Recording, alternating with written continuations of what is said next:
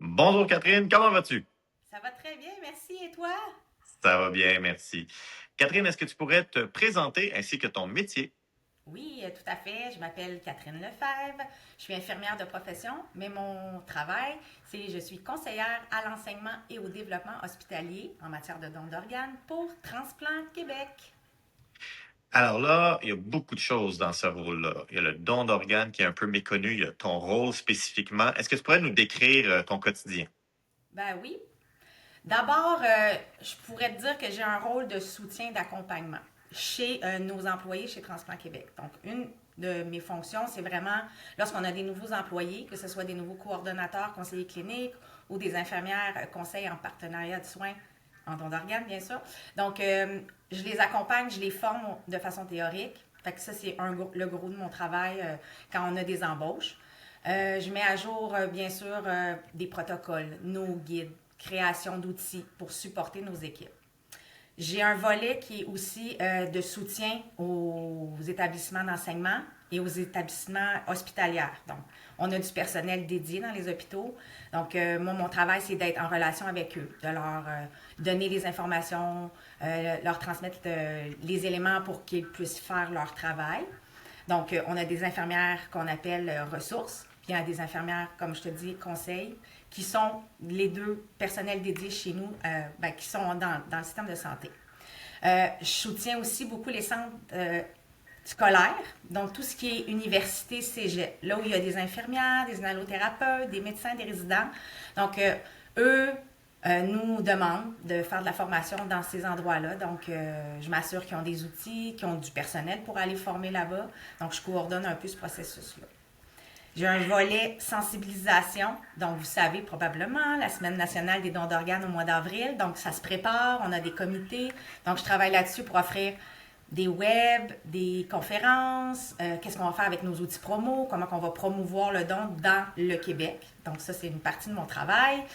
Je travaille avec des partenaires externes, hein, des coronaires, des policiers, des archivistes. Donc, ces gens-là ont des besoins particuliers parce qu'ils s'inscrivent dans le processus de don. Donc, je travaille avec eux. Et puis, je fais aussi partie du programme des indicateurs de performance, tu sais, lorsqu'on a des décès dans les établissements. Donc, pour la performance, pour voir si les opportunités de dons qui sont manquées. Donc, je travaille en collaboration pour mettre en place ce programme-là. Assez Euh, varié. tu tu t'ennuies pas, Catherine. Non, jamais. Puis tu sais, tout ça, c'est fait vraiment dans un seul but, c'est qu'on puisse identifier et référer des donneurs d'organes. Fait que je suis une travailleuse de l'ombre, mais qui a été longtemps dans la lumière. J'ai fait 10 ans comme infirmière conseil en partenariat de soins, mais j'ai changé mon fusil d'épaule pour pouvoir aider les nouveaux et faire en sorte que le don marche au Québec. Peux-tu nous donner une idée de l'envergure de Transplant Québec? Vous êtes combien dans cette organisation-là? Ben, on est à peu près une 70-75 employés qui sont répartis en grande majorité dans la région métropolitaine de Montréal, mais on a aussi un bureau dans le coin de Québec qui couvre dans le fond toute l'est du Québec. Donc, on a nos effectifs qui sont là, puis on est peu nombreux, mais très, très efficaces. Ben, je peux en témoigner, ayant travaillé avec vous, bien sûr. Est-ce que tu peux nous parler des défis d'un métier comme le tien? Ben, principalement, le plus gros défi que je te dirais, il y en a beaucoup, on va se le dire, mais un des plus gros, c'est vraiment de mobiliser nos équipes, de mobiliser les équipes qui sont à l'intérieur des hôpitaux. Il y a des hôpitaux qui ont du personnel dédié, donc ça va quand même assez bien, mais tu sais, on est dans une conjoncture en ce moment hospitalière difficile, les gens s'en vont, ils se transforment, ils vont sur d'autres départements. Donc, de toujours rester à l'affût des meilleures pratiques et d'aller rejoindre ce personnel-là, c'est quand même très difficile de les mobiliser, de faire comprendre le processus de don. Il y en a, tu sais, mettons dans peut-être l'ouest, l'est du Québec, la Côte-Nord, par exemple, la Gaspésie, il n'y a pas de personnel dédié. Donc, d'aller rejoindre ces gens-là, de faire sûr qu'ils ont de la formation, je dirais que c'est ça le plus gros défi. Puis avec les effectifs qu'on a, on essaie. On essaie d'être connecté avec ces gens-là, de leur offrir la possibilité de se développer, mais c'est difficile. Qu'est-ce qui te rend le plus fier? Ben, ça fait 16 ans que je suis chez Transplant Québec. Ça fait 5 ans que je suis conseillère. Quand je regarde en arrière, à une certaine époque, le milieu à laquelle je travaillais, on était un projet pilote. On s'appelait des infirmières de liaison, on était peu nombreux. Puis quand je regarde derrière, après 16 ans, je vois toute l'évolution. C'est comme un ultra-marathon qu'on a développé. On a mis les assises, on a mis en place des processus beaucoup plus solides, on a impliqué beaucoup plus nos partenaires. Donc, quand je regarde ça, je me dis, waouh, on a vraiment fait du chemin. Je trouve que depuis plusieurs années, on est à une vitesse quand même exponentielle. Là, le don est effervescent, il se passe beaucoup de choses. On fait du don après aide médicale à mourir, donc des nouvelles pratiques. Donc, ça me remplit, là, dans le fond, de gratitude quand je vois ça, parce que c'est beaucoup de petites roches qu'on a mis tous ensemble, puis on a fait quelque chose de beau. Tu sais, on a atteint depuis 2-3 ans, là, les 200 donneurs par année. Tu sais, moi, je suis wow. Peut-être que vous allez dire, oh, c'est pas beaucoup, mais c'est phénoménal parce qu'on n'était pas capable de passer ce chiffre-là. Donc, ça me remplit de fierté. Puis de voir aussi comment mes collègues, des gens tellement humains, tellement engagés dans ce type de travail-là, de travailler avec ces gens-là à tous les jours, qui sont passionnés, créatifs, etc., c'est vraiment inspirant. Tu as dit que ça fait 16 ans que tu fais ce métier-là. Ramène-nous à tes débuts. Qu'est-ce qui a fait que tu as choisi ce métier? Ben, l'histoire est quand même assez particulière. Je suis une infirmière de soins intensifs à la base. J'ai travaillé dans le Grand Nord et je suis revenue à un moment donné dans le réseau. Et à ce moment-là, quand je suis revenue, je travaillais à l'Institut de cardiologie de Montréal, soins intensifs médicaux. Et un soir, j'ai eu une patiente qui est arrivée, toute énervée, sur pied, qui disait « Allô, je me présente, on m'a appelé, j'ai reçu mon cœur, il faut que je me présente puis que je me fasse hospitaliser. » Là, j'étais « Wow, OK. » Et toute la soirée, je me suis occupée d'elle, de sa famille. Et c'est vraiment super intéressant. Mais j'arrêtais pas de me dire, mon Dieu, mais c'est où qui vient ce cœur-là? Qu'est-ce qui est arrivé? Ça doit être triste. Tu sais, comme je me questionnais énormément. Puis par l'entrefait, mon conjoint, qui était aussi à la baie James, était sur son retour, puis je lui cherchais un travail. Puis ça l'a tellement piqué ma curiosité. Ce soir-là, je suis allée la porter au bloc opératoire, j'ai quitté, puis j'ai fait aïe aïe. Et en cherchant des postes pour mon conjoint, c'est le travail qui m'a trouvé. J'ai vu un posting, un offre d'emploi, puis j'ai juste fait c'est ça que je veux faire, je veux comprendre pourquoi. Je me suis lancée à l'aveugle, j'avais aucune idée vraiment c'était quoi, qu'est-ce qu'ils cherchaient comme type de personnalité, puis ils m'ont trouvé. Puis j'ai fait pendant 10 ans le métier d'infirmière de liaison, là, qu'on appelle maintenant l'infirmière conseil en don d'organes et en partenariat de soins. J'ai vu beaucoup de choses. Puis après, j'ai dit, j'ai jamais fini d'apprendre. Puis étonnamment, j'ai passé plus de temps à faire ce que je fais présentement que depuis 25 ans, comme je suis infirmière depuis 25 ans. Fait que ça fait très, très longtemps que je fais du don. Mais ça me passionne, c'est indéniable. Ah ben justement, tu sais, c'est tellement motivant de voir que tu as préservé ta passion malgré le temps passé dans le réseau, malgré les mauvaises nouvelles, malgré tout ce qu'on entend.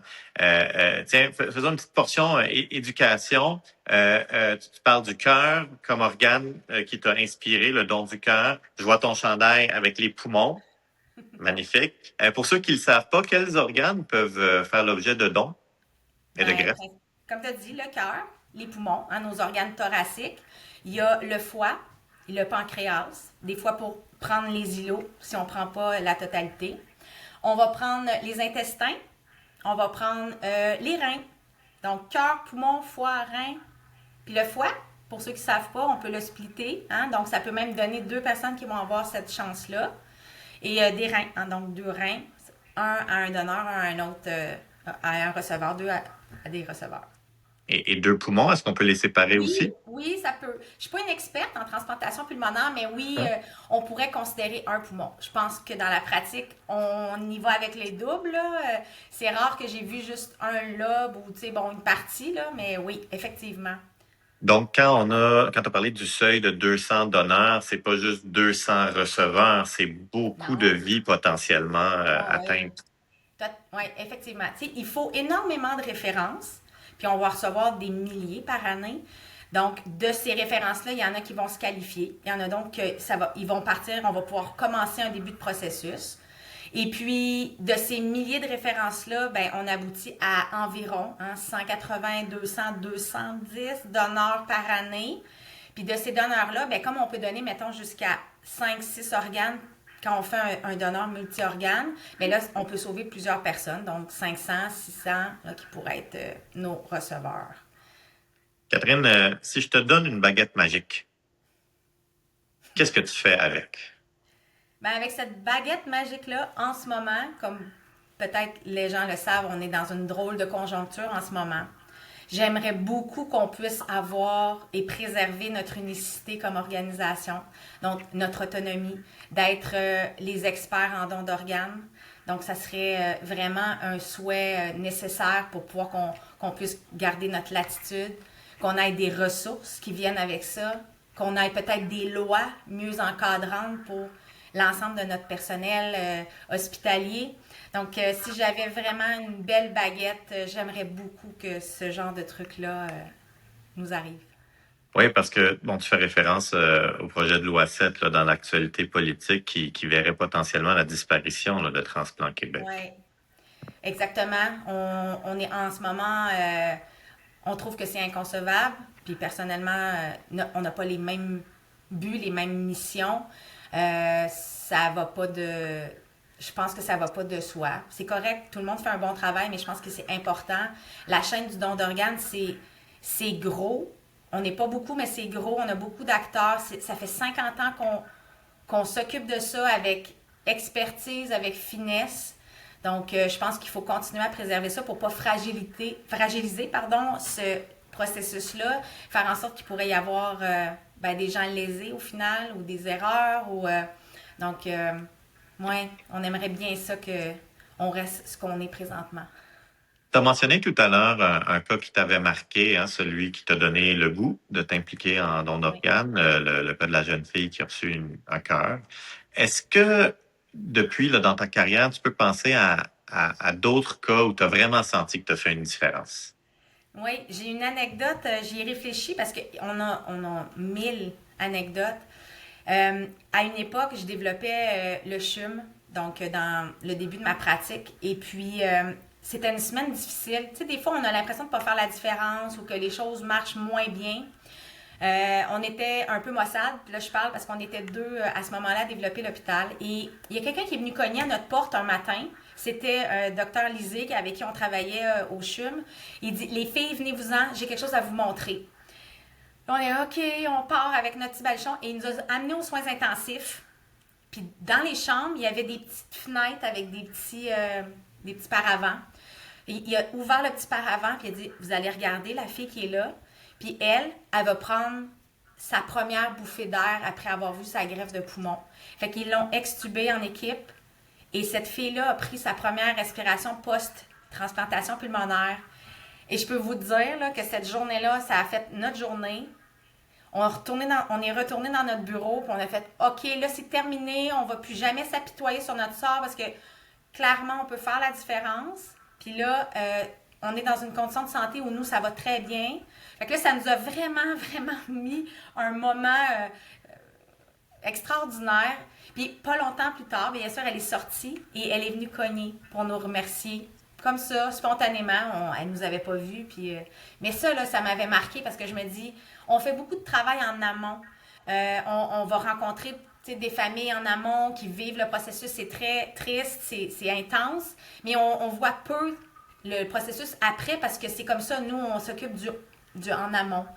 Mais là, de pouvoir voir quelqu'un qui reprend vie, qui va recontribuer à la société, qui va redonner, qui va être heureuse de vivre, là, ça a vraiment fait toute une différence. Fait que souvent, dans notre processus même, quand on rencontre des nouveaux employés, on va, à un moment donné, les sensibiliser à montrer comment ça peut redonner, puis comment ça a tout qu'un sens. Ouais. Le sens dont tu décris me pousse à poser une autre question. Tu l'as mentionné, il y a beaucoup de mauvaises nouvelles. Tu sais, le projet de loi 7, c'en est une. Il y a le contexte politique, mais juste en général, ça va pas toujours bien dans le réseau de la santé. Là. Certaines personnes se brûlent. puis s'éteignent. Manifestement, toi, tu es encore passionné. Qu'est-ce qui fait que tu es encore dans le réseau? Qu'est-ce qui fait qu'on peut encore compter sur Catherine Lefebvre au quotidien?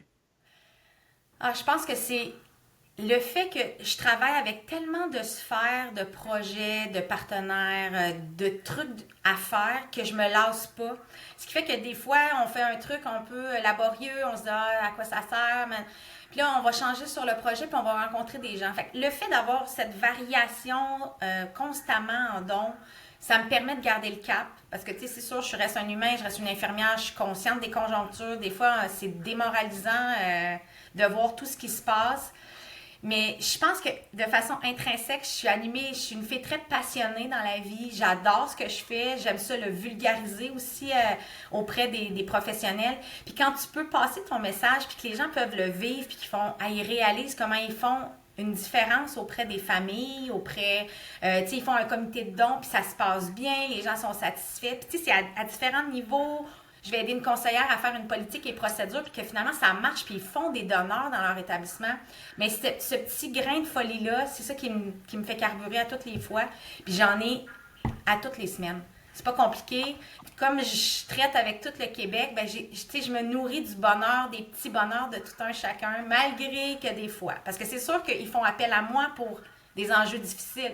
Ah, les médecins sont récalcitrants pour telle patente, comment que je peux faire pour les motiver? Fait que là, ils viennent me voir, puis moi, je suis comme, bon, OK, mon rôle conseil, t'as-tu pensé à ça? T'as-tu pensé à ça? Fait que, tu sais, je suis pas toujours dans le quotidien qui est difficile. Des fois, j'ai l'œil extérieur, fait que ça me permet de garder toujours le cap, si je peux dire. Et j'imagine que tu leur dis que pour motiver les médecins, c'est la strap, hein? Ouais, c'est ça. Ça marche, hein? Ben, on fait des blagues. Écoute, Non, mais Catherine, j'ai je envie pense que de... pour Oui, capitaliser sur du positif, tu sais, oui. je pense que c'est même toi qui nous a apporté ça, de dire, tu sais, les opportunités manquées, il y a de la littérature là-dessus, mais d'être plus positif dans nos messages. Puis ça, je pense qu'on l'apprend par fréquentation de différents partenaires qui disent, hey, on pourrait peut-être dire ça autrement, ou en ce moment, c'est tellement morose qu'on devrait plutôt être dans tel type de, tu sais, de jargon, etc. Puis là, c'est ça qui est beau, c'est qu'on apprend.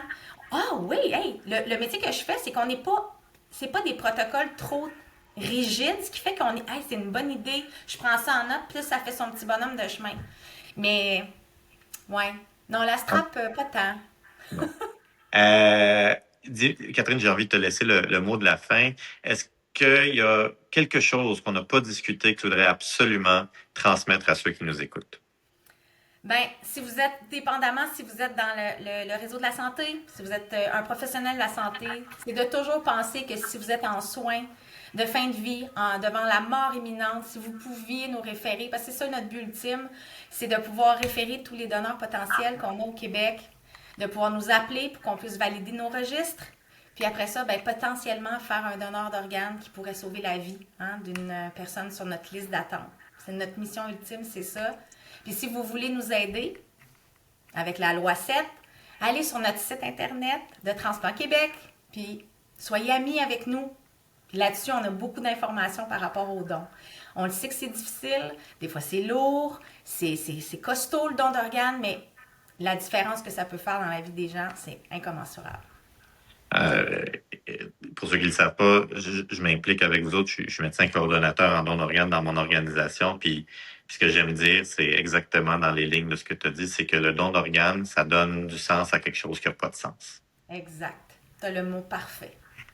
Ben oui, parce que les gens ne le savent pas, mais c'est souvent des décès inattendus. Pas tous, mais tu sais, t'as mentionné l'AMM et tout ça, mais en général, c'est très traumatique, le contexte dans lequel ça se fait. Et j'ai quasiment l'impression que c'est tellement une valeur dans la société acceptée d'être donneur d'organes. Vous l'avez fait dans un sondage, je pense que c'était 92% des Québécois qui aimeraient donner leurs organes. C'est quasiment comme, ben, il faut le proposer, il faut y réfléchir, il faut faire la référence parce que sinon, c'est quasiment pas juste pour ces gens-là de pas avoir la chance de donner les organes si c'était quelque chose Exact. qu'ils voulaient. De ne pas Eh, proposer l'option du don d'organes, c'est de choisir à leur place. Ce qu'on veut, c'est d'avoir le moyen de les approcher pour au moins leur expliquer le processus. Puis ça, là, ça serait mon souhait aussi ultime, ça serait de pouvoir approcher toutes les familles qui seraient des donneurs potentiels. pour pouvoir au moins leur expliquer comment ça s'opérationnalise, comment ça marche, voir avec eux c'est quoi les modalités qui pourraient être le mieux dans la situation qu'ils vivent. Puis après, ils prennent une décision. Que ce soit oui ou que ce soit non, au moins, ils ont eu le loisir d'avoir un certain contrôle sur l'incontrôle qu'ils vivent. Mais ça prend un professionnel qui fait juste ouvrir la porte, à nous téléphoner pour qu'on puisse mieux les guider par rapport à ça. Catherine, merci infiniment de ta passion et de ton humanité. Je pense qu'il y a beaucoup de gens aujourd'hui qui écoutent et qui découvrent ton métier, qui découvrent ce processus-là. Alors, merci de ta générosité. Ben, merci à toi. Bonne journée.